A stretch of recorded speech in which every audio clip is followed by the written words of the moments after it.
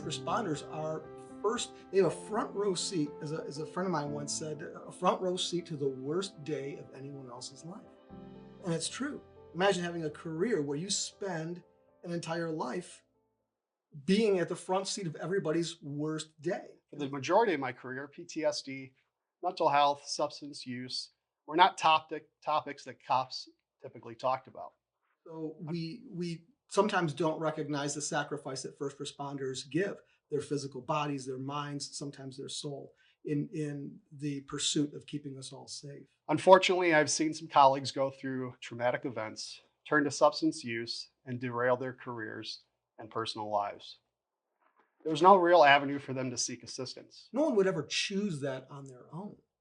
This is something that we stumble upon, many of us as human beings, largely due, in my opinion, to that need to manage pain. However, over the past few years, there has been a shift in how mental health and wellness is viewed in our profession.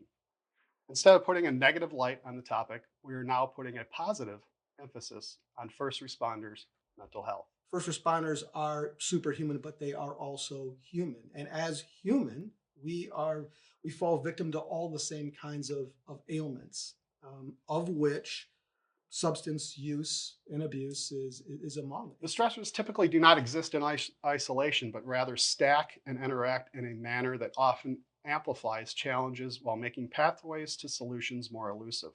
For example, understaffing can lead to longer and more irregular work hours, which in turn can lead to a greater risk of family conflicts and sleep disturbance, which can then worsen the symptoms of depression, anxiety, and post traumatic stress. But when you think about why it is that anybody drifts toward the use of substances, it's, in my opinion, and maybe my colleagues would disagree, but it boils down to one thing, and that's pain management. We operate on the pleasure principle. If you took Psych 101 or remember Psych 101, we talked about the pleasure principle. And what is it?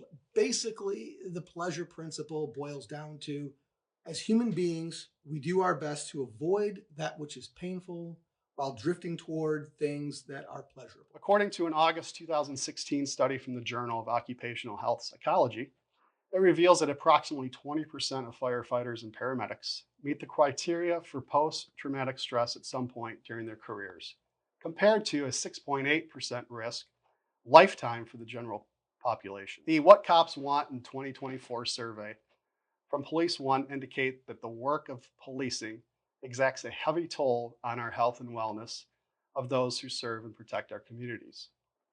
For example, 71% struggle with sleep disturbances, 50% experienced heightened anger, 50% indicated relationship or family issues, 39% were affected by depression, 36% endured anxiety or panic attacks, 35% reported post-traumatic stress, and an alarming 11% harbored suicidal thoughts specifically due to work stress.